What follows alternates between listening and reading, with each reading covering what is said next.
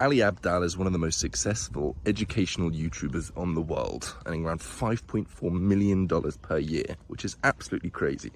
And he's made some videos breaking down the maths of how he's done this, but what I think that's more interesting than the maths is what underlies the maths, the philosophy to business and life in general that has made Ali Abdaal so successful.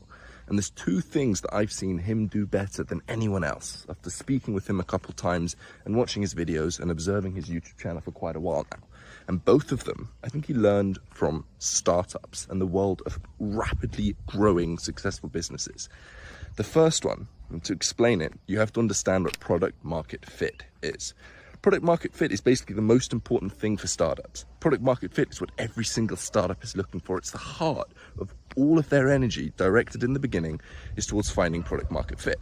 And if a startup finds product market fit, it'll be successful. If it doesn't find product market fit, it won't be successful. Andreessen Horowitz, who's a billionaire investor and one of the best startup investors, said that the only thing that matters for startups is finding product market fit. And very basically, what product market fit is creating a product that can satisfy a market. Ice cream for her birthday party.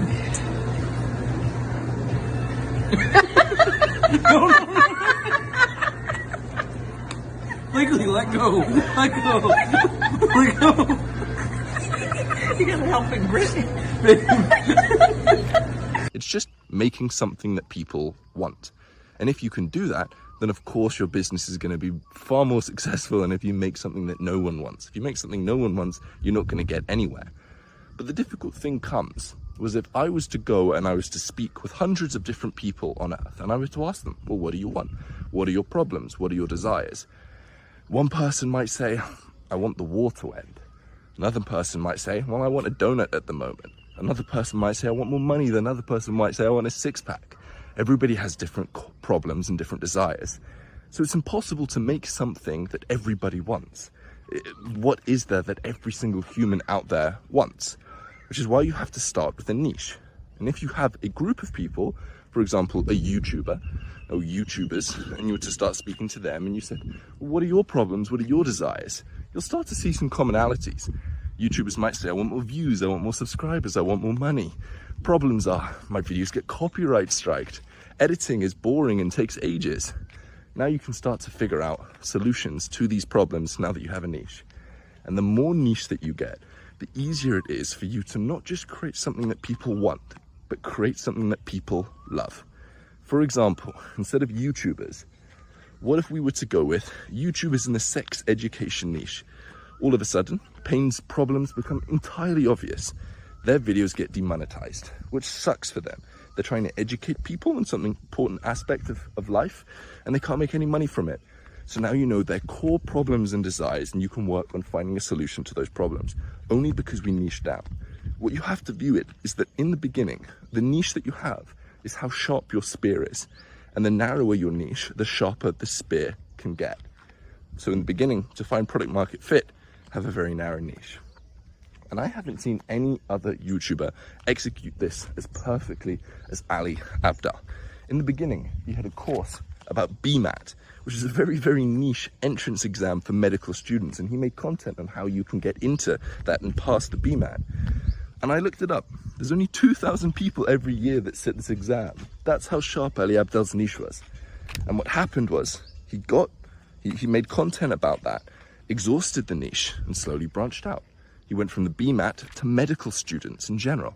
And then once he expanded that niche, he went from medical students to students, and then asked what are students interested in, and went for productivity and technology and business, and slowly expanded only after he'd conquered a specific section of the market. At the end of the day, if you're in business, before you get your millionth customer, you have to get the first 10, which is why it makes sense to start narrow and only go out after a long time.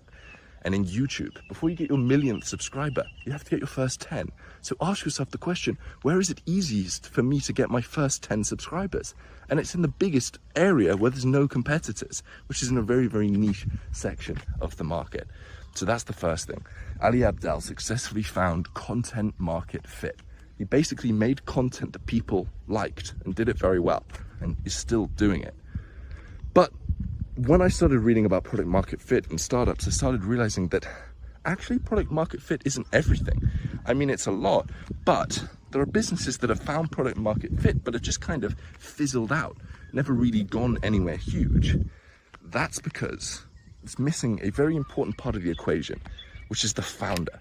So as well as product market fit, what you actually need is product market founder fit. You need to have a business that not just customers want, but that the founder wants to run. The founder gets joy and pleasure from running, because you have to stick with it in the long run. And you can only do that if you're enjoying it. Once again, Ali Abdaal has taken this lesson on seriously. Instead of founding product market founder fit, Ali Abdaal has found content market creator fit. And it's shown because of how consistent he is. He publishes videos at a crazy consistent rate.